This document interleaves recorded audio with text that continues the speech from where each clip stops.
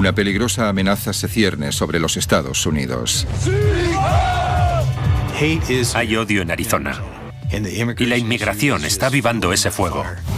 Un violento grupo de skinheads controla las calles de Phoenix. Son malvados. Son gente cruel, violenta y brutal.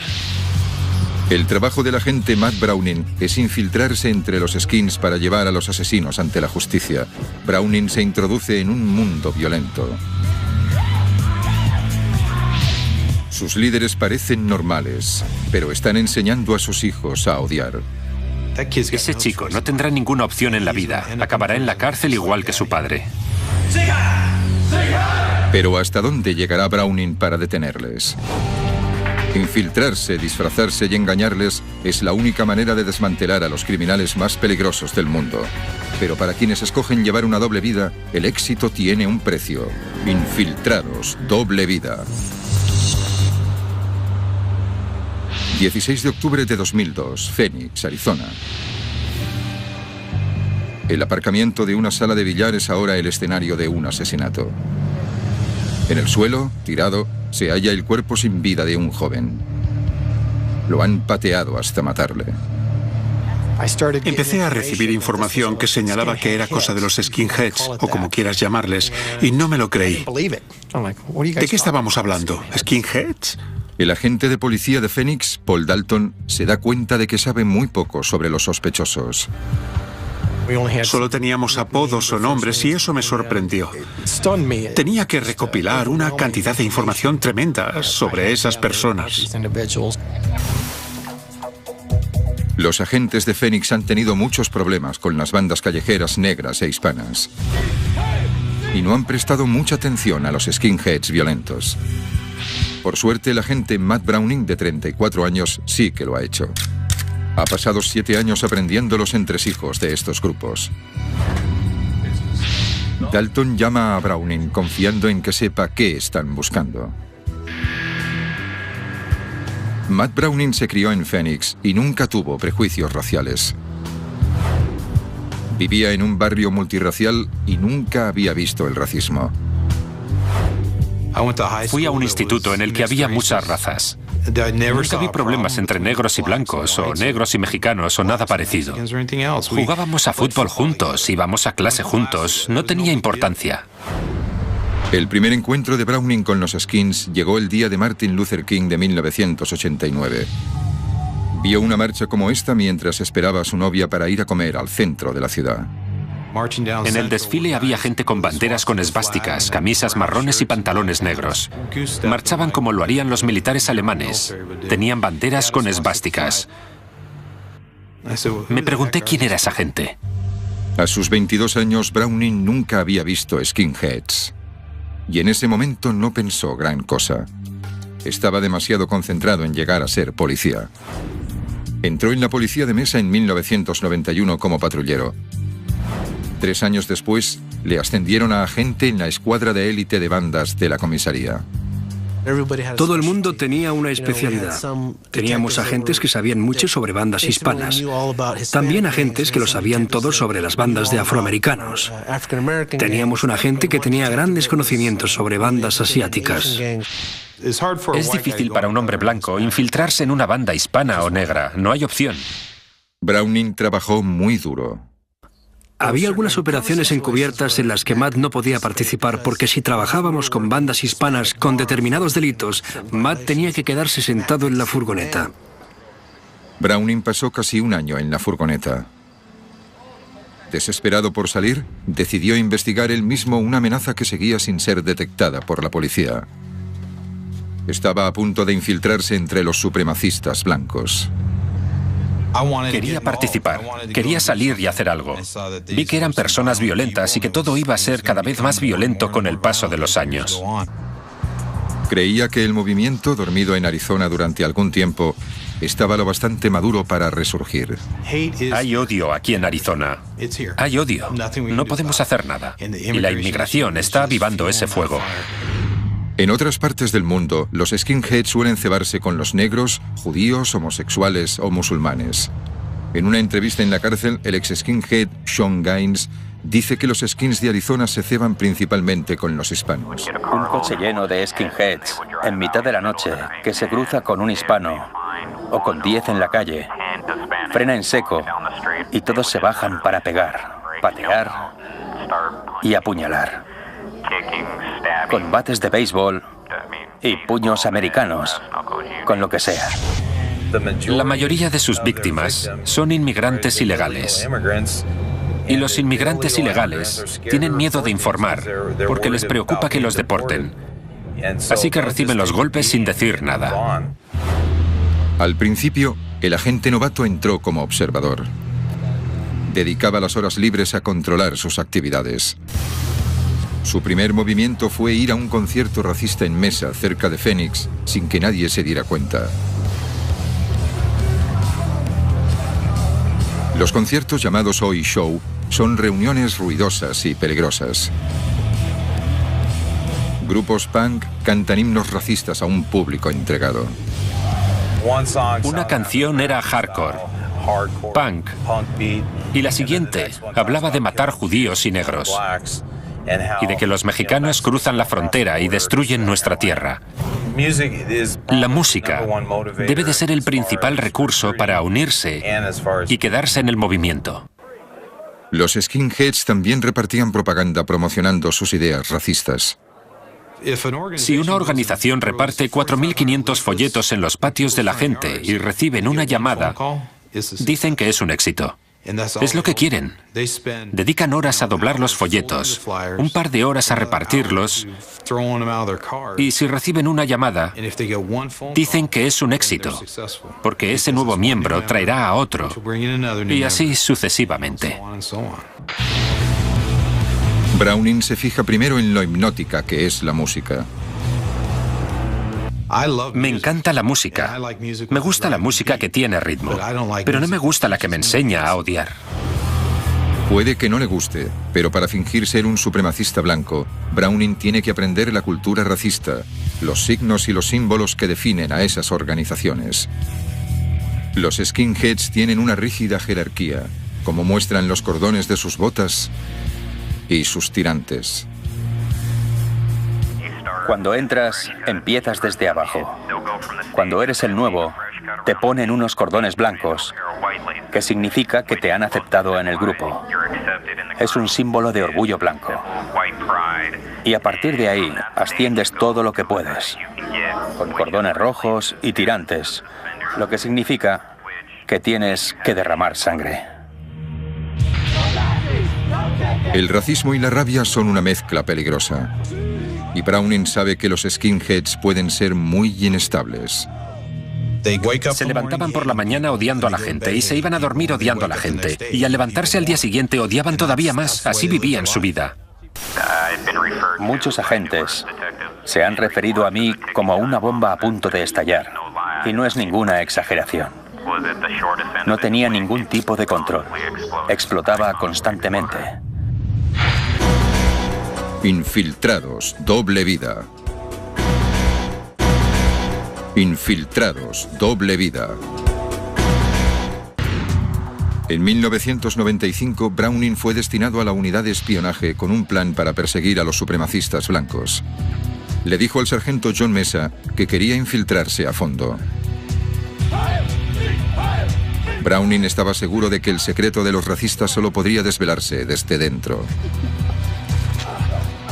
Si tienes un problema, tienes que averiguar cómo deshacerte de él. Si tienes malas hierbas en el jardín, ¿qué haces? ¿Las sacas todos los fines de semana o investigas, buscas los productos adecuados, hablas con la gente que sabe y te deshaces de ellas para siempre? Mesa le dio luz verde, pero le avisó de graves peligros. Todo el trabajo encubierto es peligroso. Y cuando empiezas a trabajar con cualquier clase de crimen organizado, el peligro aumenta. Browning decidió perseguir a los grupos de supremacistas blancos relacionados con los skins. Sus miembros parecían ciudadanos corrientes, por eso eran tan insidiosos. Se acercaría a la organización con más crecimiento de Arizona, la Alianza Nacional, uno de los grupos de supremacistas blancos más importantes del país. Browning esperaba que fuesen un punto de contacto con las bandas de skinheads de Arizona. Concertó una entrevista con el líder del grupo en la zona, Jerry Harbin, en un bar de mesa. Era muy importante que Browning convenciera a Harbin de que era un racista o su trabajo terminaría antes de empezar. Browning se presentó como Patrick Fleckinger, un empresario con mucho rencor. Era propietario de una empresa y unos inmigrantes ilegales me acababan de robar las herramientas. Se las habían llevado a México. De ahí salían mi odio hacia los inmigrantes y mis ideas racistas. Cuando le conté que me habían robado mi medio de vida y que estaba intentando recuperarme, se tragó el anzuelo y el sedal entero. Curiosamente, Harbin le ofreció inmediatamente una posición de poder dentro de la Alianza Nacional. Después de hablar durante 30 o 40 minutos, me preguntaron si quería ser el presidente de la Alianza Nacional en Mesa. Las cosas iban mucho más rápido de lo que Browning había planeado. Pese a las evidentes oportunidades para conseguir datos del puesto, no podía aceptarlo. No acepté el puesto. Y es muy fácil de entender. Un agente de policía no puede dejar que una organización racial cometa ningún delito. Así que les dije que les apoyaría en todo lo que necesitaran, pero que no tenía tiempo para ser el presidente de una organización.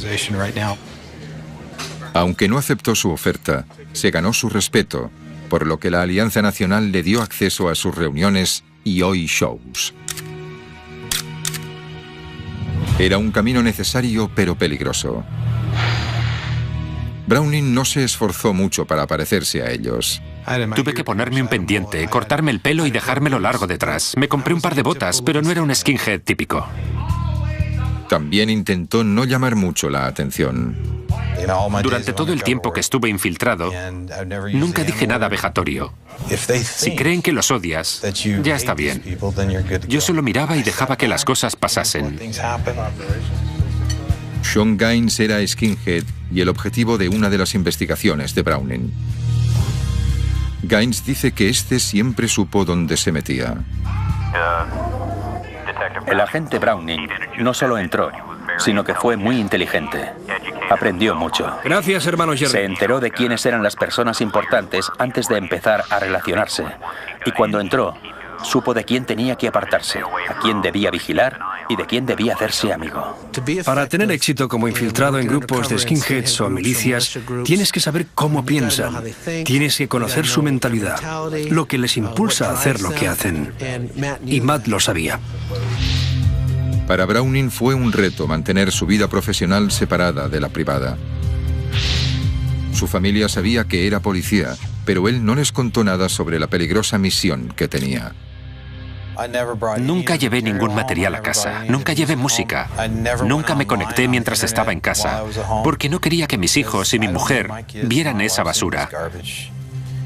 Y no quería que creyeran que yo creía en esa basura, porque no era así. Tampoco quería que los skinheads le vieran con su familia. Así que su mujer y él diseñaron un plan por si tenían problemas. Teníamos un acuerdo. Si yo le decía que se fuera, se iría. Browning esperaba no tener que recurrir nunca a ese acuerdo. Pero al entrar más a fondo en esas bandas, pronto se hizo necesario. Estábamos de compras. Íbamos con los niños y teníamos el carro lleno de comida.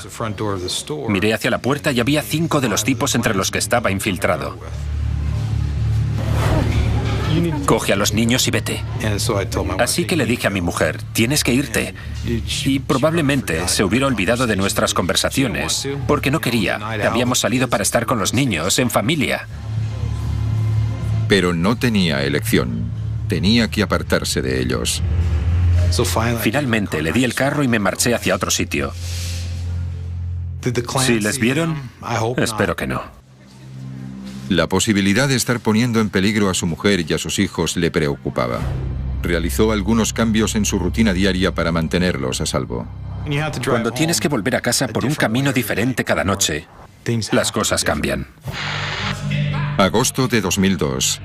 Browning lleva casi 6 años infiltrado como miembro respetado de un grupo de supremacía blanca, la Alianza Nacional. Por algún motivo vieron algo en mí que querían tener. Y yo quería saber. Quería sentarme, callarme y escuchar para que me contaran qué pasaba. Y ellos creían que me enseñaban a ser un líder de su organización. Los años de trabajo como infiltrado empezaron a dar sus frutos cuando se enteró de un nuevo desarrollo en la sección de Phoenix de la Alianza Nacional. Nuestro invitado especial... El líder, Jerry Harbin, quería unir sus fuerzas a las de Unit 88, cuyos miembros incluían a peligrosos y violentos delincuentes. La Alianza Nacional veía a Unit 88 como una sección de seguridad, como un grupo más joven que podía conseguirles miembros. Los skinheads veían a la Alianza Nacional como una organización nacional con mucho crecimiento. Creían que era un lugar donde tendrían un papel importante y sentirían que hacían algo útil. Browning aprovechó la oportunidad para recopilar datos fiables sobre los delincuentes que formaban parte de Unit 88. Él y su equipo pudieron verles al llegar a la reunión de la Alianza Nacional en un motel cerca de Phoenix. Aparqué. Había una furgoneta con una cruz de hierro en la parte de atrás. Había un monovolumen tuneado con unos rayos dibujados. Había coches pequeños con pegatinas de 14 y 88. Cuando vi todo eso, pensé que estaba en el lugar adecuado. Browning sabía que se metía en la boca del lobo. Enviamos a Matt a esa reunión. Yo pensaba, por Dios, si descubren quién es, ¿qué van a hacer? Había un grupo de personas aparentemente corrientes en una gris sala de reuniones. Browning se sentó en la última fila. No estaba nervioso. Tenía un trabajo que hacer. No es muy diferente del de un equipo de operaciones que tiene que tirar abajo una puerta y entrar en una casa. Yo tenía un equipo. No me preocupaba. Si pasaba algo, confiaba en mis compañeros. El equipo de Browning no estaba simplemente esperando.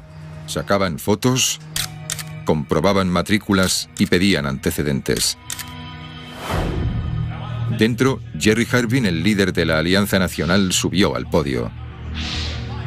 Harbin, actor aficionado, hizo una interpretación teatral. Había mirado demasiados discursos de Hitler porque usaban los mismos gestos y la misma inflexión de la voz. Lo único diferente era que hablaba en inglés. El resto era igual. Y tampoco tenía ese bigote ridículo. Muy pronto entró un grupo de skinheads tatuados. Browning les miró con cautela. En cuanto entraron los skins, la gente cambió. La actitud cambió. No eran skinheads de fin de semana. Era gente que vivía así. Esa reunión probablemente me cambiara la vida más que las otras, porque había más skinheads de los que había visto jamás. Harbin invitó al líder de Unit 88, Josh Fiedler, a dirigirse al grupo. Browning comprendió que el grupo era muy peligroso y se preguntó si no se estaba metiendo en un lío. Eran tipos que cazaban gente por el color de su piel y que daban palizas de muerte a las personas, sin vacilar. Y yo me había metido en todo eso. Empezó a pensar si debía marcharse de la reunión. Una parte de mí decía, madre mía, vámonos de aquí. Y la otra decía que para eso estaba ahí, para detenerlos. Así que me quedé.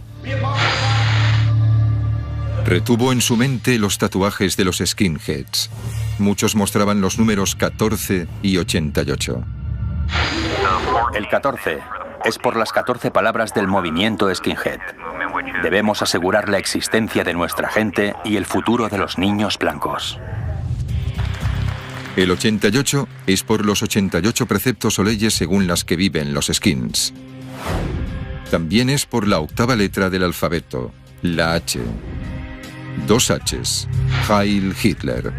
Si Browning recordaba un tatuaje concreto, podría identificar al skinhead, y eso podría ayudar en futuras investigaciones. Había tipos con tatuajes de esvásticas. Entró un tipo con basura blanca tatuado en la cabeza. Los skinheads pensaban que Browning era uno de los suyos. Tenía las botas puestas. Y uno de ellos las miró y me dijo, vaya, a esas les has dado caña, ¿no? Eso era lo que pensaban, que las botas eran sus armas, sus trofeos. Browning hacía lo que fuese para encajar. pero en algunos momentos casi metió la pata. En una barbacoa de la Alianza Nacional cometió el mayor error de la investigación. Podrías ser el mejor infiltrado del mundo y aún así cometerías algún error. Como nuevo mediador entre la Alianza Nacional y Unit 88, Browning intentaba hacerle la pelota a los skins.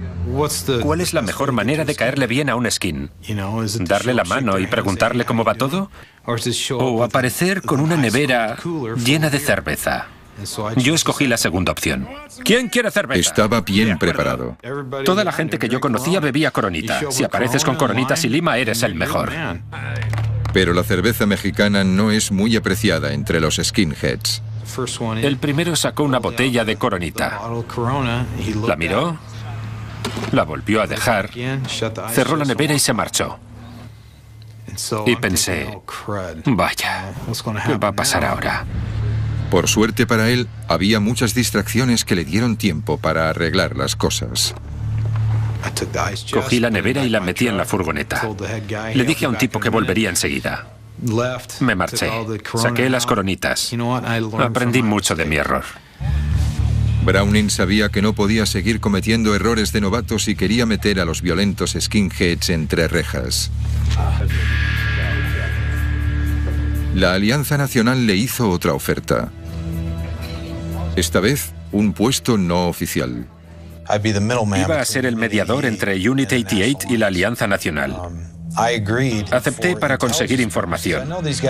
Sabía que esos tipos habían estado cometiendo delitos y que había que vigilarlos. Browning iba a tener que involucrarse más que nunca. Esta vez con una de las bandas de skinheads más violentas de Arizona, los Unit 88. Eran una gente enferma. Había que detenerlos.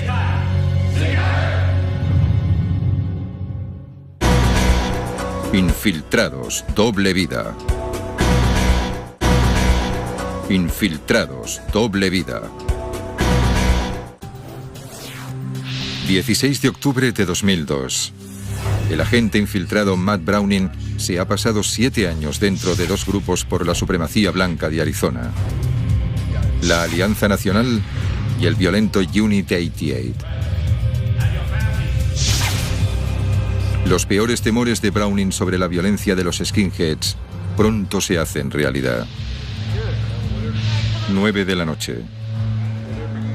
Cole Bailey Jr., de 20 años, deja una solicitud de trabajo en una sala de billar al norte de Phoenix. Detrás de él, los miembros de Unit 88, Sammy Compton, Chris Whitley y Justin LaRue, pasan el rato con otros skins. Bailey espera un taxi en el aparcamiento mal iluminado cuando de repente hay una discusión en la puerta. Un vigilante echa a Compton, Whitley y LaRue. Cuando los echaron del salón estaban enfadados, molestos y con ganas de pelea. Y los dejaron en el aparcamiento. El antiguo skinhead Sean Gaines dice que Sammy Compton es capaz de hacer cualquier cosa. He tenido una larga relación con Sammy Compton y está totalmente loco. Es el tipo más violento y agresivo y con menos paciencia con el que he tratado. Sammy Compton estaba totalmente loco y no dudaba en hacerle cualquier cosa a cualquiera sin ningún motivo. Compton vio a Cole Bailey. Este miró de reojo a los skins. ¿Qué miras? Antes de que Cole pudiera decir nada, Sammy le golpeó la cara y le rompió la nariz y las gafas. Lo tiró al suelo. Cole Bailey empezó a arrastrarse. Y mientras lo hacía, le rodearon. En algún momento, Cole se detuvo y empezó la fiesta de las botas. La fiesta de las botas es una especialidad de los skinheads. Usan sus botas con punteras de acero para pisotear y patear a sus víctimas. Bailey intentó huir mientras los skinheads le pateaban.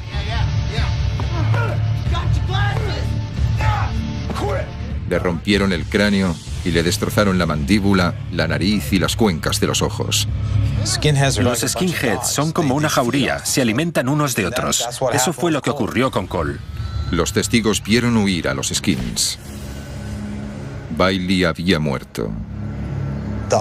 Las fotos de la autopsia de ese asesinato están entre las 3 peores que he visto en mi vida.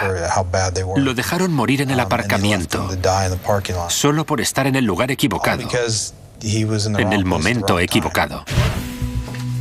Ese fue el primer encuentro del agente Paul Dalton de Phoenix con una banda skinhead asesina. No tenía ni idea de lo violentos que eran. La mayor parte de los skinheads con los que me relacionaba intentaban defender su causa, repartían folletos, intentaban que otros jóvenes entrasen en su organización. Necesitaba la información que Matt Browning había conseguido, arriesgando la vida durante 7 años. Recibí una llamada en la que me preguntaban si podía identificar unos tatuajes. Uno de los tipos tenía basura blanca tatuado en la cabeza. Browning supo enseguida a quién buscaba Dalton. Le habló de un skinhead al que había visto en la reunión de la Alianza Nacional 2 meses antes. Chris Whitley tenía tatuada la palabra basura blanca en la cabeza. Y lo recuerdo porque en la reunión de la Alianza Nacional, Chris se sentó delante de mí y leí la palabra durante 1 hora y media. Dalton le pidió más detalles. ¿Con quién se relaciona Chris? Pues con Sammy Compton y con Justin LaRue. Browning compartió fotos de vigilancia con los agentes de Phoenix con la esperanza de identificar a alguno de los demás sospechosos. No sabía quién era Basura Blanca y él identificó a Chris Whitley. No sabía quién era Sammy y él identificó a Sammy Compton. Gracias a las descripciones de los testigos oculares, Browning pudo señalar a Whitley, Compton y LaRue. Matt Browning identificó a los sospechosos enseguida, mientras que a mí me habría llevado mucho tiempo. No teníamos recursos, pero él sí. Sabía de otra gente con la que yo podía hablar para buscar información sobre esos tipos o lo que hacían.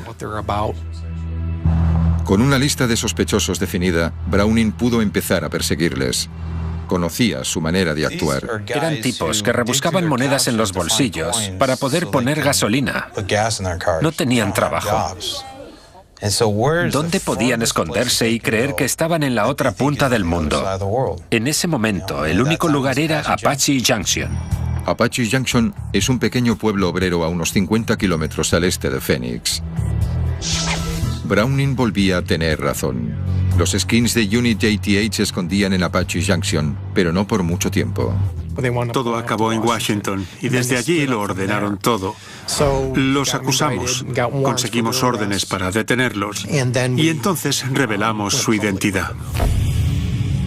Sammy Compton, Chris Whitley y Justin LaRue acabaron en la cárcel acusados de asesinato. Pero esas detenciones no fueron suficientes para acabar con Unit 88, el brazo ejecutor de la Alianza Nacional. De hecho, Unit 88 lanzó una ofensiva pública dirigida por Josh Fiedler. Josh es listo. Raza blanca. Muy listo. Josh es un gran orador. Probablemente podría trabajar con coches de segunda mano y venderte cualquiera de ellos. Es bueno. Fiedler organizó un proyecto de limpieza en el Parque Cortés, en un barrio multirracial de Phoenix. Cuando hablamos de limpiar basura, siempre pensamos en recoger la basura del suelo. Ellos piensan en deshacerse de la basura. Y para ellos, basura es cualquiera que no sea blanco. Su único propósito era la intimidación. ¿Por qué si no iban a aparecer con sus botas y sus tirantes y se iban a quitar la camiseta para que todos vieran sus tatuajes? ¿Por qué colgar banderas para recoger basura? Fiedler se distanció rápidamente de los presuntos asesinos y dijo a los periodistas que su movimiento no aprobaba la violencia. Pero Matt Browning sabía la verdad. Con el éxito de la investigación del asesinato de Cole Bailey, la policía de Phoenix empezó a encontrar pruebas sólidas para otros casos. Recibieron una llamada de la policía de California. Una mujer había ofrecido información sobre la desaparición de Mark Mathes, de 40 años. Le contó a la policía de California una extraña historia sobre un asesinato y sobre un cadáver metido en su maletero. Les habló de skinheads y ellos no le creyeron hasta que cogieron el coche y encontraron sangre.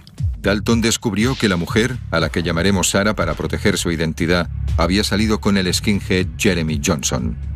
Él usó su coche la noche de la desaparición de Maces. Jeremy me había amenazado a mí y a mi familia. Me dijo, si dices algo, te mataré. Sarah mantuvo la boca cerrada hasta que Johnson y ella terminaron la relación. Ella dejó a Jeremy, se marchó del estado y fue a hablar con la policía.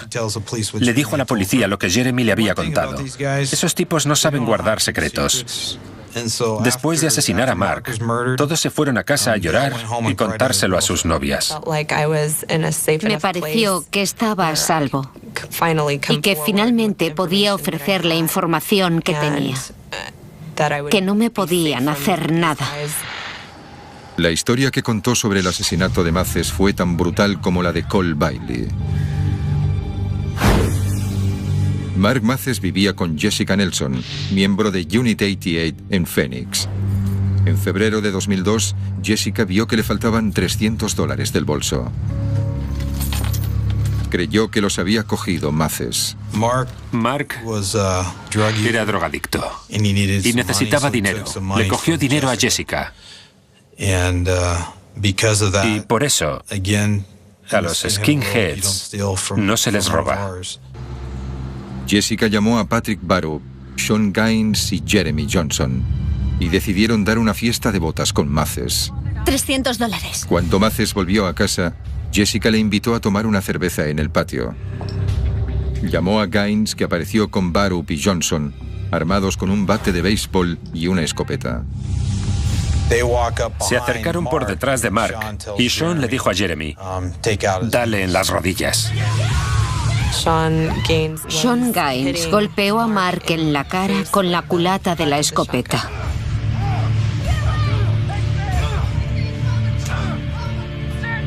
Maces perdió el conocimiento y Barup lo metió en el maletero del coche de Sarah.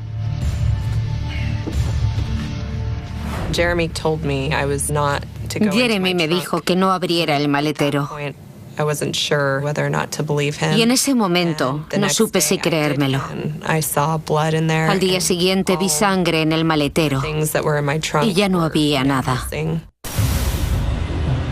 Los 4 skinheads se habían llevado a Maces a la mina Esvástica, una zona desierta a 1 hora del lugar de la paliza. Pararon aquí y aparcaron en esta zona, por donde estamos caminando. Sean y Jeremy abrieron el maletero y vieron que Mathis los miraba directamente. Dijeron que tenía los ojos muy abiertos. Le desnudaron y lo iban a dejar tirado cuando Jessica Nelson vio que tenía un anillo que ella quería. No podía quitárselo. Patrick se acercó a su coche, sacó un par de tenazas y le cortó el dedo a Mark, que seguía vivo.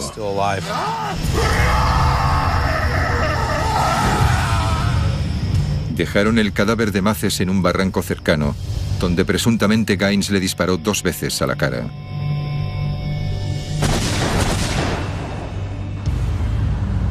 Los skins se marcharon de la mina Esvástica, confiando en que nadie encontraría nunca el cadáver. Esta es una zona complicada. No hay nada alrededor. Nadie pasa aquí mucho tiempo.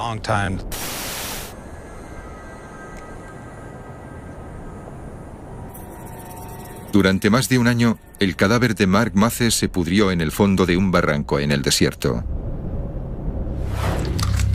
Pero los agentes de Phoenix empezaron a trabajar para conseguir información sobre los sospechosos que Sarah había identificado. El detective Dalton volvió a recurrir a Matt Browning. Me preguntó si conocía a Jessica Nelson, Jeremy Johnson, Patrick Barup y Sean Gaines. Y dije, sí, sé quiénes son. Y me dijo, parece ser que pueden estar implicados en un presunto homicidio. Quizás lo quieras investigar. Browning se concentró en Barup, Nelson, Johnson y Sean Gaines, 4 skinheads conocidos por su violenta reputación. Sean saltaba en cualquier momento. Estaba completamente loco, le encantaba pegar. Desde la cárcel, Gaines recuerda su violento temperamento. No hacía falta nada para hacerme saltar. Estaba muy contento, con un grupo de amigos, divirtiéndome, y me daba la vuelta y le pegaba a alguien. Patrick Barup era una deshonra, el hijo del ayudante del sheriff del condado de Maricopa. A Patrick Barup lo describiría como un oficial de alto rango en Unit 88. En la organización Skinhead estaba lo bastante arriba como para dar órdenes sobre lo que ocurría. Jessica Nelson era una rareza en el mundo de los skinheads. La mayor parte de las mujeres en la organización Skinhead son novias o compañeras. Jessica era una auténtica skinhead. Jessica había ganado poder en Unit 88 en parte debido a su actitud, pero también gracias a su relación con Josh Fiedler, el carismático líder de Unit 88. También era muy amiga de Sean Gaines. Jessica es bajita y decidida, y es increíble que tenga tanta rabia con lo pequeña que es. Está encantadora y de repente se pone hecha una fiera. Es como yo, pero en chica. Cuando Browning se enteró de que Maces tenía relación con Unit 88, supo que esos eran los sospechosos. Pero tenía que encontrar el cadáver de Maces para demostrarlo. Eso ocurrió unos meses después, en septiembre de 2003. Había gente haciendo prácticas de tiro ahí enfrente, al otro lado del barranco. Estaban disparando por debajo de nosotros hacia esas rocas. Se acercaron a mirar a qué le estaban dando y encontraron lo que creyeron que eran los huesos de un ser humano. Matt fue al condado de Coconino y extrajo una muestra de ADN del fémur. Lo llevó al laboratorio. Al cabo de 1 o 2 días, supimos que el ADN de los restos coincidía con el del maletero del coche. Finalmente, casi 1 año y medio después del asesinato de Maces, Browning le había dado a los agentes de Phoenix suficiente información para detener a los 4 sospechosos: Sean Gaines, Patrick Barup, Jeremy Johnson y Jessica Nelson. Tras el asesinato de Cole Bailey, mucha gente huyó del grupo. Eran los Unit 88. La cúpula del grupo se enfrentaba a cargos de asesinato. Más o menos al mismo tiempo ocurrió el asesinato de Mark Mathis. Así que hubo 2 asesinatos en el mismo grupo. Eso casi se cargó la organización. Matt Browning había ayudado a resolver 2 asesinatos y había conseguido encerrar al menos a 7 skinheads. Pero el éxito tiene un precio. Como único agente de Arizona con información sobre los supremacistas blancos, Browning tuvo que testificar en varios casos públicos. En cada caso corría el riesgo de destruir su tapadera. O acababa con eso y hacía las cosas de otro modo, o dejaba de testificar. Y no podía dejar de hacerlo, es mi trabajo, soy agente de policía, debo testificar. Era cuestión de tiempo que los skinheads supieran quién era de verdad. Browning se encontraba en una encrucijada. ¿Debía continuar con su exitosa carrera como infiltrado o debía acabar con ella de una vez por todas? Infiltrados, doble vida. Infiltrados, doble vida.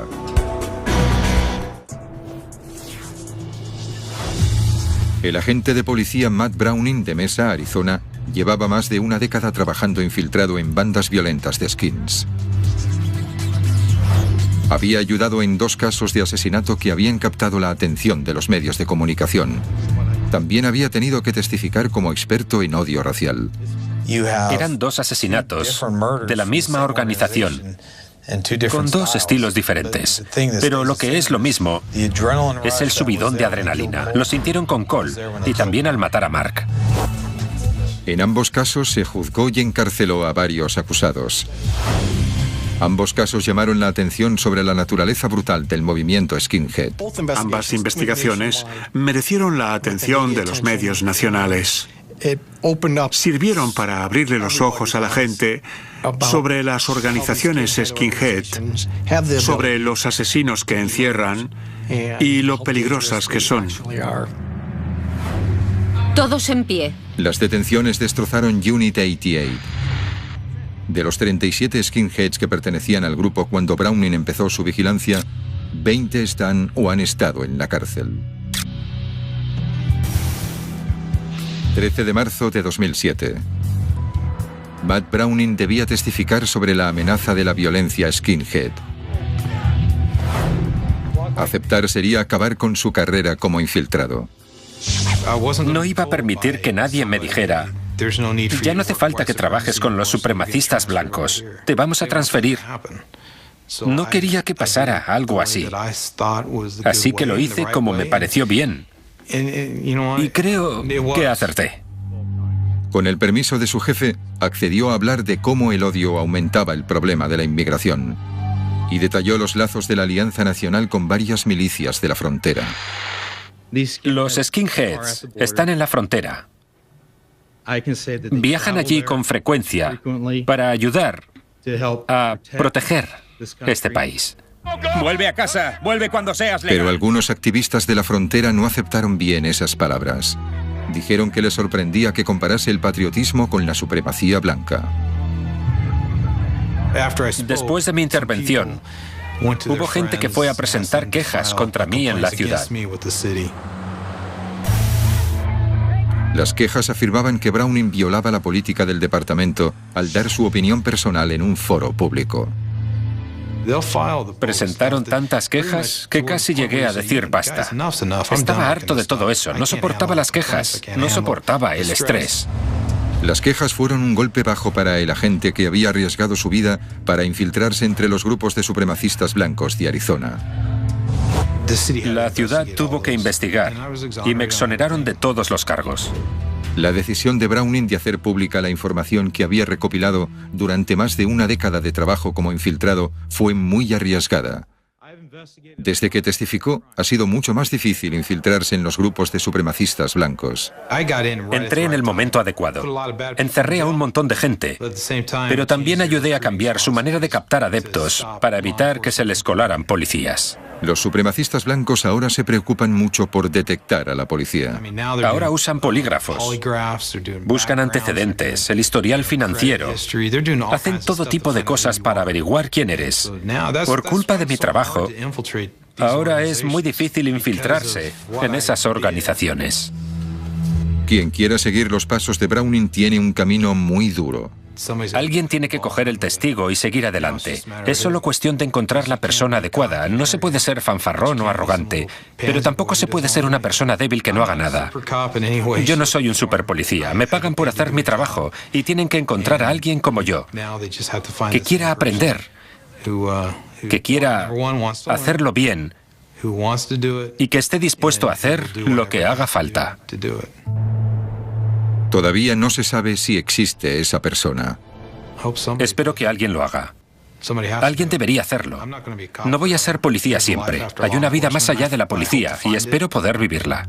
Browning se ganó incluso el respeto de Sean Gaines, uno de los skinheads que ayudó a encerrar.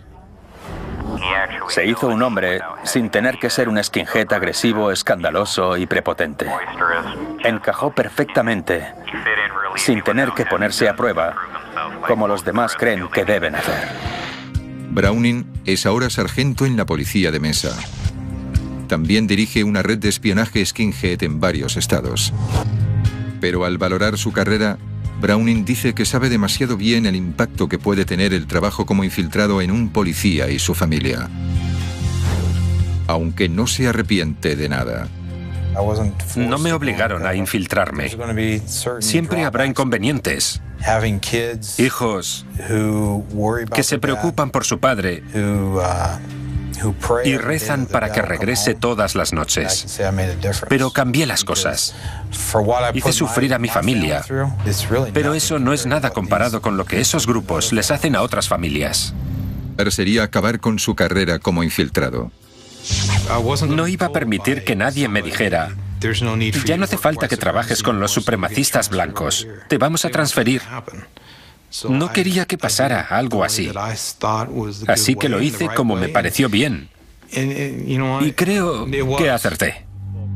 Con el permiso de su jefe, accedió a hablar de cómo el odio aumentaba el problema de la inmigración y detalló los lazos de la Alianza Nacional con varias milicias de la frontera. Los skinheads están en la frontera.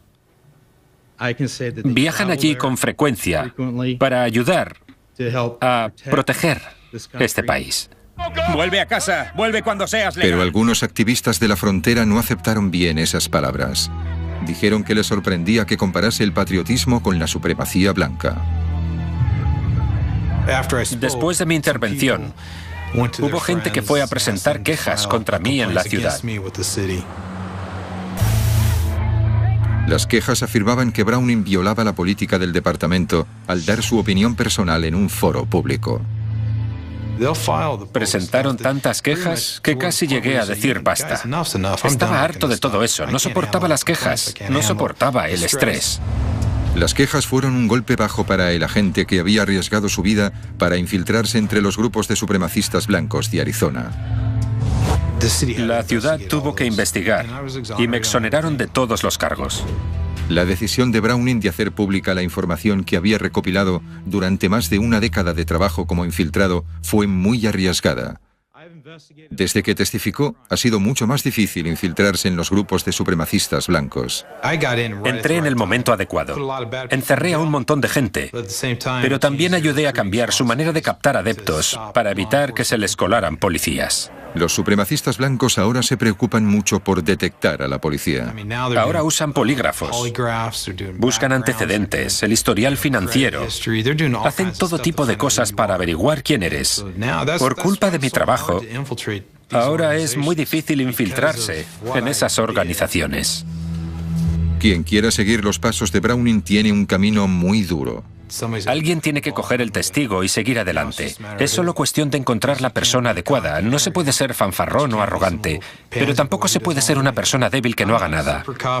Yo no soy un superpolicía, me pagan por hacer mi trabajo y tienen que encontrar a alguien como yo, que quiera aprender, que quiera hacerlo bien y que esté dispuesto a hacer lo que haga falta. Todavía no se sabe si existe esa persona. Espero que alguien lo haga. Alguien debería hacerlo. No voy a ser policía siempre. Hay una vida más allá. Años aprendiendo los entresijos de estos grupos. Dalton llama a Browning confiando en que sepa qué están buscando. Matt Browning se crió en Phoenix y nunca tuvo prejuicios raciales. Vivía en un barrio multirracial y nunca había visto el racismo. Fui a un instituto en el que había muchas razas. Nunca vi problemas entre negros y blancos, o negros y mexicanos, o nada parecido. Jugábamos a fútbol juntos, íbamos a clase juntos, no tenía importancia. El primer encuentro de Browning con los Skins llegó el día de Martin Luther King de 1989. Vio una marcha como esta mientras esperaba a su novia para ir a comer al centro de la ciudad. En el desfile había gente con banderas con esvásticas, camisas marrones y pantalones negros. Marchaban como lo harían los militares alemanes. Tenían banderas con esvásticas. Me pregunté quién era esa gente. A sus 22 años, Browning nunca había visto skinheads. Y en ese momento no pensó gran cosa. Estaba demasiado concentrado en llegar a ser policía. Entró en la policía de mesa en 1991 como patrullero. 3 años después, le ascendieron a agente en la escuadra de élite de bandas de la comisaría. Todo el mundo tenía una especialidad. Teníamos agentes que sabían mucho sobre bandas hispanas. También agentes que lo sabían todo sobre las bandas de afroamericanos. Teníamos un agente que tenía grandes conocimientos sobre bandas asiáticas. Es difícil para un hombre blanco infiltrarse en una banda hispana o negra. No hay opción. Browning trabajó muy duro.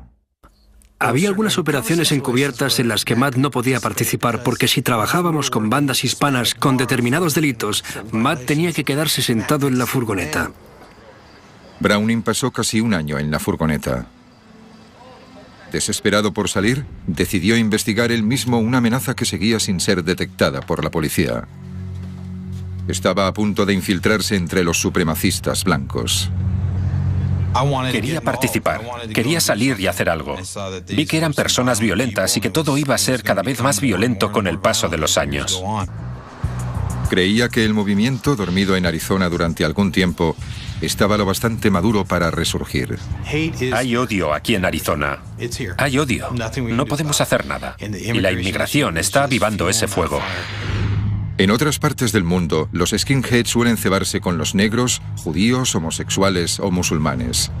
En una entrevista en la cárcel, el ex skinhead Sean Gaines dice que los skins de Arizona se ceban principalmente con los hispanos. Un coche lleno de skinheads en mitad de la noche que se cruza con un hispano o con 10 en la calle. Frena en seco. El cadáver de Mark Maces se pudrió en el fondo de un barranco en el desierto. Pero los agentes de Phoenix empezaron a trabajar para conseguir información sobre los sospechosos que Sarah había identificado. El detective Dalton volvió a recurrir a Matt Browning. Me preguntó si conocía a Jessica Nelson, Jeremy Johnson, Patrick Barup y Sean Gaines. Y dije, sí, sé quiénes son. Y me dijo, parece ser que pueden estar implicados en un presunto homicidio. Quizás lo quieras investigar. Browning se concentró en Barup, Nelson, Johnson y Sean Gaines, 4 skinheads conocidos por su violenta reputación. Sean saltaba en cualquier momento. Estaba completamente loco, le encantaba pegar. Desde la cárcel, Gaines recuerda su violento temperamento. No hacía falta nada para hacerme saltar. Estaba muy contento, con un grupo de amigos, divirtiéndome, y me daba la vuelta y le pegaba a alguien. Patrick Barup era una deshonra, el hijo del ayudante del sheriff del condado de Maricopa. A Patrick Barup lo describiría como un oficial de alto rango en Unit 88. En la organización Skinhead estaba lo bastante arriba como para dar órdenes sobre lo que ocurría. Jessica Nelson era una rareza en el mundo de los skinheads. La mayor parte de las mujeres en la organización Skinhead son novias o compañeras. Jessica era una auténtica skinhead. Jessica había ganado poder en Unit 88 en parte debido a su actitud, pero también gracias a su relación con Josh Fiedler, el carismático líder de Unit 88. También era muy amiga de Sean Gaines. Jessica es bajita y decidida, y es increíble que tenga tanta rabia con lo pequeña que es. Está encantadora y de repente se pone hecha una fiera.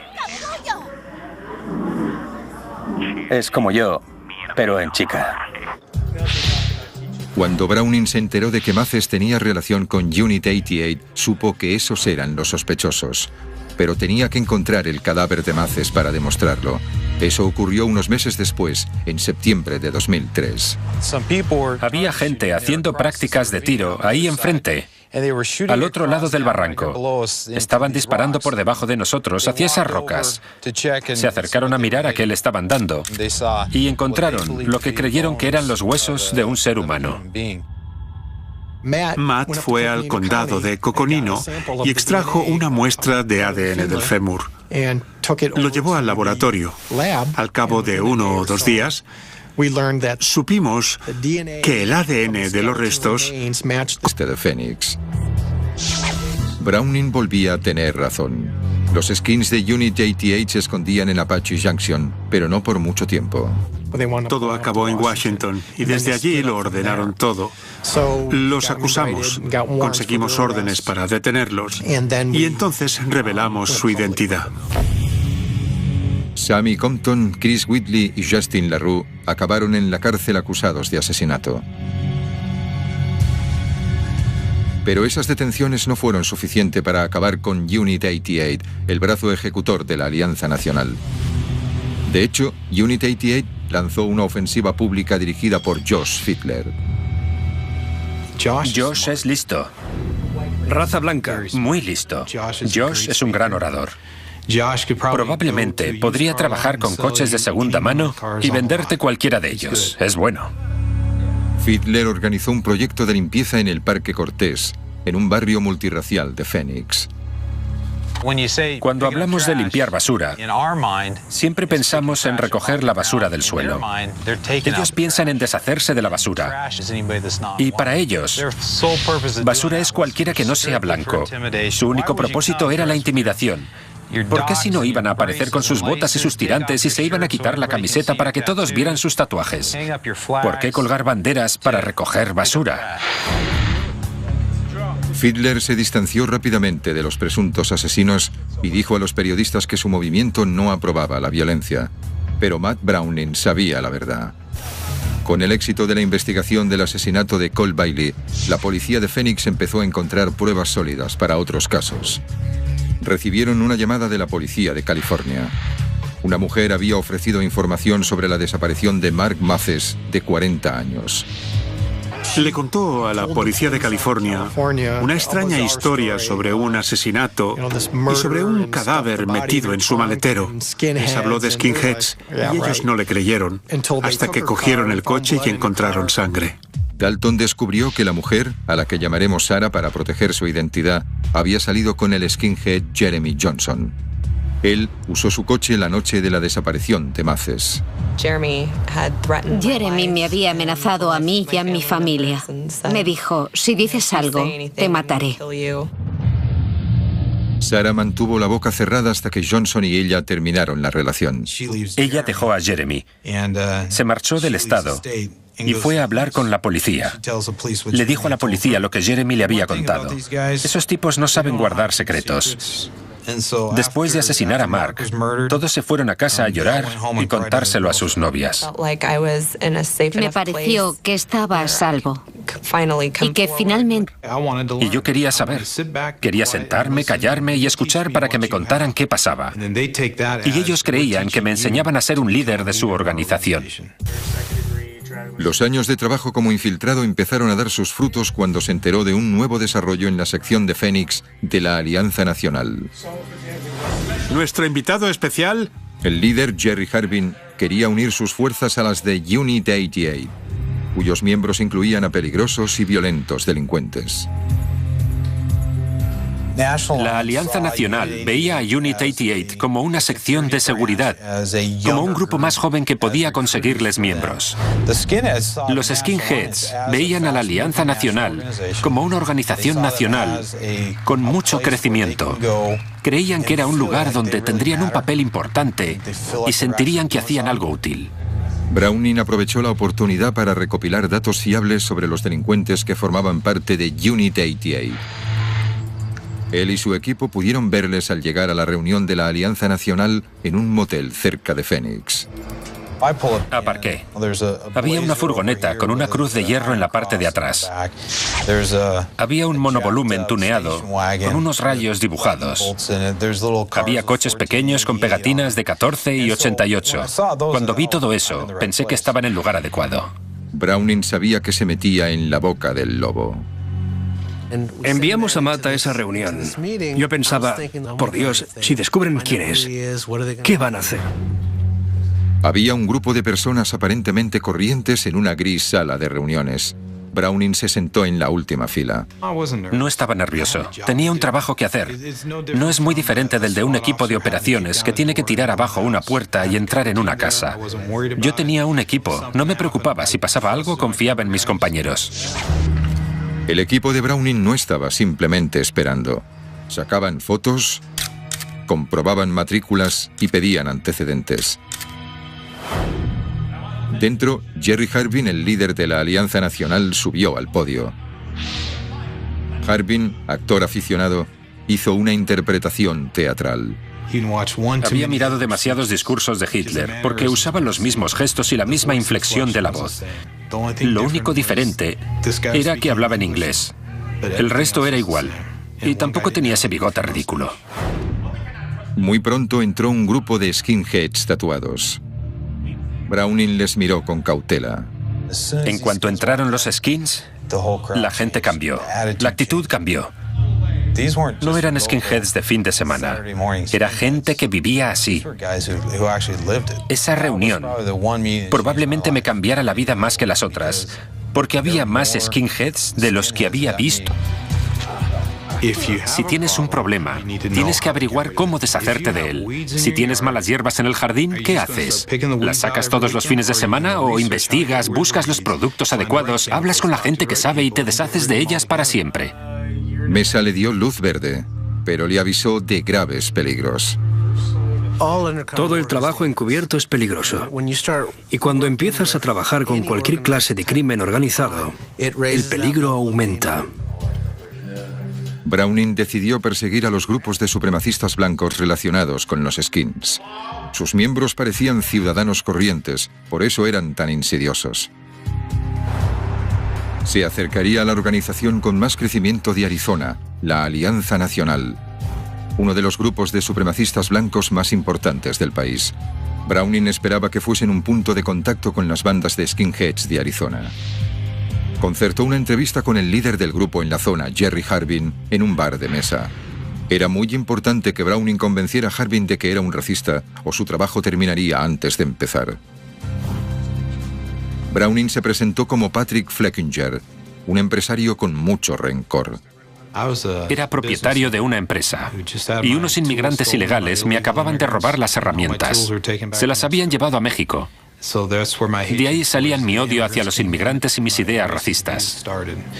Cuando le conté que me habían robado mi medio de vida y que estaba intentando recuperarme, se tragó el anzuelo y el sedal entero. Curiosamente, Harbin le ofreció inmediatamente una posición de poder dentro de la Alianza Nacional. Después de hablar durante 30 o 40 minutos, me preguntaron si quería ser el presidente de la Alianza Nacional en Mesa. Las cosas iban mucho más rápido de lo que Browning había planeado. Pese a las evidentes oportunidades para conseguir datos del puesto, no podía aceptarlo. No acepté el puesto. Y es muy fácil de entender. Un agente de policía no puede dejar que una organización racial cometa ningún delito. Así que les dije que les apoyaría en todo lo que necesitaran, pero que no tenía tiempo para ser el presidente de una organización. Aunque no aceptó su oferta, se ganó su respeto, por lo que la Alianza Nacional le dio acceso a sus reuniones y hoy shows. Era un camino necesario pero peligroso. Browning no se esforzó mucho para parecerse a ellos. Tuve que ponerme un pendiente, cortarme el pelo y dejármelo largo detrás. Me compré un par de botas, pero no era un skinhead típico. También intentó no llamar mucho la atención. Durante todo el tiempo que estuve infiltrado, nunca dije nada vejatorio. Entre las 3 peores que he visto en mi vida. Lo dejaron morir en el aparcamiento, solo por estar en el lugar equivocado, en el momento equivocado. Ese fue el primer encuentro del agente Paul Dalton de Phoenix con una banda skinhead asesina. No tenía ni idea de lo violentos que eran. La mayor parte de los skinheads con los que me relacionaba intentaban defender su causa, repartían folletos, intentaban que otros jóvenes entrasen en su organización. Necesitaba la información que Matt Browning había conseguido, arriesgando la vida durante 7 años. Recibí una llamada en la que me preguntaban si podía identificar unos tatuajes. Uno de los tipos tenía basura blanca tatuado en la cabeza. Browning supo enseguida a quién buscaba Dalton. Le habló de un skinhead al que había visto en la reunión de la Alianza Nacional 2 meses antes. Chris Whitley tenía tatuada la palabra basura blanca en la cabeza. Y lo recuerdo porque en la reunión de la Alianza Nacional, Chris se sentó delante de mí y leí la palabra durante 1 hora y media. Dalton le pidió más detalles. ¿Con quién se relaciona Chris? Pues con Sammy Compton y con Justin LaRue. Browning compartió fotos de vigilancia con los agentes de Phoenix con la esperanza de identificar a alguno de los demás sospechosos. No sabía quién era Basura Blanca y él identificó a Chris Whitley. No sabía quién era Sammy y él identificó a Sammy Compton. Gracias a las descripciones de los testigos oculares, Browning pudo señalar a Whitley, Compton y LaRue. Matt Browning identificó a los sospechosos enseguida, mientras que a mí me habría llevado mucho tiempo. No teníamos recursos, pero él sí. Sabía de otra gente con la que yo podía hablar para buscar información sobre esos tipos o lo que hacían. Con una lista de sospechosos definida, Browning pudo empezar a perseguirles. Conocía su manera de actuar. Eran tipos que rebuscaban monedas en los bolsillos para poder poner gasolina. No tenían trabajo. ¿Dónde podían esconderse y creer que estaban en la otra punta del mundo? En ese momento, el único lugar era Apache Junction. Apache Junction es un pequeño pueblo obrero a unos 50 kilómetros al este de Phoenix. Browning volvía a tener razón.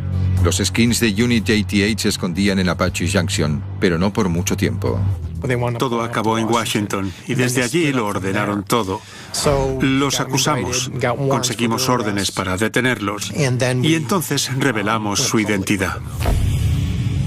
Sammy Compton, Chris Whitley, Skinhead, sobre los asesinos que encierran y lo peligrosas que son.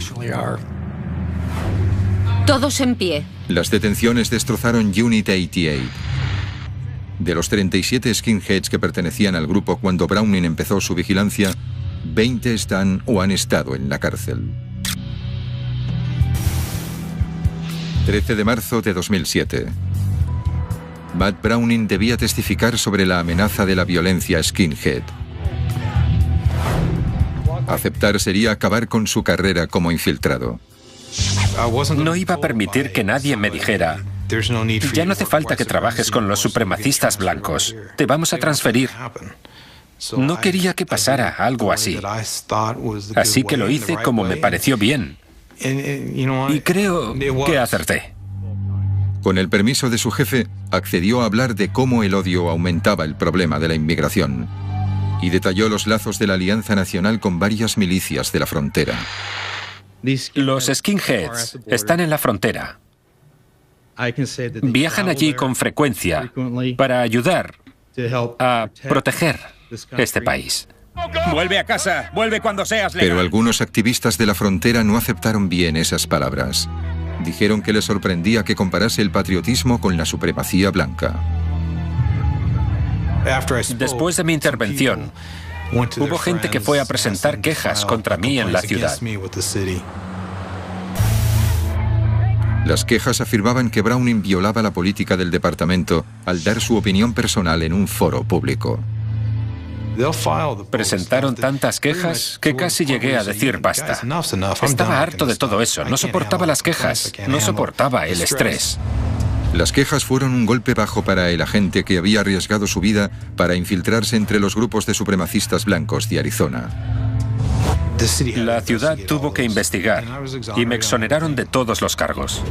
La decisión de Browning de hacer pública la información que había recopilado durante más de una década de trabajo como infiltrado fue muy arriesgada. Desde que testificó, ha sido mucho más difícil infiltrarse en los grupos de supremacistas blancos. Entré en el momento adecuado. Encerré a un montón de gente, pero también ayudé a cambiar su manera de captar adeptos para evitar que se les colaran policías. Los supremacistas blancos ahora se preocupan mucho por detectar a la policía. Ahora usan polígrafos, buscan antecedentes, el historial financiero, hacen todo tipo de cosas para averiguar quién eres. Por culpa de mi trabajo, ahora es muy difícil infiltrarse en esas organizaciones. Quien quiera seguir los pasos de Browning tiene un camino muy duro. Alguien tiene que coger el testigo y seguir adelante, con banderas con esvásticas, camisas marrones y pantalones negros. Marchaban como lo harían los militares alemanes. Tenían banderas con esvásticas. Me pregunté quién era esa gente. A sus 22 años, Browning nunca había visto skinheads. Y en ese momento no pensó gran cosa. Estaba demasiado concentrado en llegar a ser policía. Entró en la policía de mesa en 1991 como patrullero. 3 años después, le ascendieron a agente en la escuadra de élite de bandas de la comisaría. Todo el mundo tenía una especialidad. Teníamos agentes que sabían mucho sobre bandas hispanas. También agentes que lo sabían todo sobre las bandas de afroamericanos. Teníamos un agente que tenía grandes conocimientos sobre bandas asiáticas. Es difícil para un hombre blanco infiltrarse en una banda hispana o negra. No hay opción. Browning trabajó muy duro. Había algunas operaciones encubiertas en las que Matt no podía participar porque si trabajábamos con bandas hispanas con determinados delitos, Matt tenía que quedarse sentado en la furgoneta. Browning pasó casi un año en la furgoneta. Desesperado por salir, decidió investigar él mismo una amenaza que seguía sin ser detectada por la policía. Estaba a punto de infiltrarse entre los supremacistas blancos. Quería participar, quería salir y hacer algo. Vi que eran personas violentas y que todo iba a ser cada vez más violento con el paso de los años. Creía que el movimiento, dormido en Arizona durante algún tiempo, estaba lo bastante maduro para resurgir. Hay odio aquí en Arizona. Hay odio. No podemos hacer nada. Y la inmigración está avivando ese fuego. En otras partes del mundo, los skinheads suelen cebarse con los negros, judíos, homosexuales o musulmanes. En una entrevista en la cárcel, el ex skinhead Sean Gaines dice que los skins de Arizona se ceban principalmente con los hispanos. Un coche lleno de skinheads en mitad de la noche que se cruza con un hispano o con 10 en la calle, frena en seco y todos se bajan para pegar, patear y apuñalar. Con bates de béisbol y puños americanos, con lo que sea. La mayoría de sus víctimas son inmigrantes ilegales. Y los inmigrantes ilegales tienen miedo de informar porque les preocupa que los deporten. Así que reciben los golpes sin decir nada. Al principio, el agente novato entró como observador. Dedicaba las horas libres a controlar sus actividades. Su primer movimiento fue ir a un concierto racista en Mesa, cerca de Phoenix, sin que nadie se diera cuenta. Los conciertos llamados Oi Show son reuniones ruidosas y peligrosas. Empezó a pensar si debía marcharse de la reunión. Una parte de mí decía, madre mía, vámonos de aquí. Y la otra decía que para eso estaba ahí, para detenerlos. Así que me quedé. Retuvo en su mente los tatuajes de los skinheads. Muchos mostraban los números 14 y 88. El 14 es por las 14 palabras del movimiento skinhead. Debemos asegurar la existencia de nuestra gente y el futuro de los niños blancos. El 88 es por los 88 preceptos o leyes según las que viven los skins. También es por la octava letra del alfabeto, la H. 2 H's. Heil Hitler. Si Browning recordaba un tatuaje concreto, podría identificar al skinhead, y eso podría ayudar en futuras investigaciones. Había tipos con tatuajes de esvásticas. Entró un tipo con basura blanca tatuado en la cabeza. Los skinheads pensaban que Browning era uno de los suyos. Tenía las botas puestas. Y uno de ellos las miró y me dijo, vaya, a esas les has dado caña, ¿no? Eso era lo que pensaban, que las botas eran sus armas, sus trofeos. Browning hacía lo que fuese para encajar, pero en algunos momentos casi metió la pata.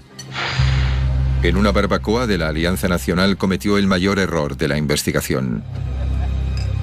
Podrías ser el mejor infiltrado del mundo y aún así cometerías algún error. Como nuevo mediador entre la Alianza Nacional y Unit 88, Browning intentaba hacerle la pelota a los skins. ¿Cuál es la mejor manera de caerle bien a un skin? ¿Darle la mano y preguntarle cómo va todo? ¿O aparecer con una nevera llena de cerveza? Yo escogí la segunda opción. ¿Quién quiere cerveza? Estaba bien preparado. Toda la gente que yo conocía bebía Coronita. Si apareces con Coronitas y Lima, eres el mejor. Pero la cerveza mexicana no es muy apreciada entre los skinheads. El primero sacó una botella de Coronita. La miró, la volvió a dejar, cerró la nevera y se marchó. Y pensé, vaya, ¿qué va a pasar ahora? Por suerte para él, había muchas distracciones que le dieron tiempo para arreglar las cosas. Cogí la nevera y la metí en la furgoneta. Le dije a un tipo que volvería enseguida. Me marché. Saqué las Coronitas. Aprendí mucho de mi error. Browning sabía que no podía seguir cometiendo errores de novatos y quería meter a los violentos skinheads entre rejas. La Alianza Nacional le hizo otra oferta.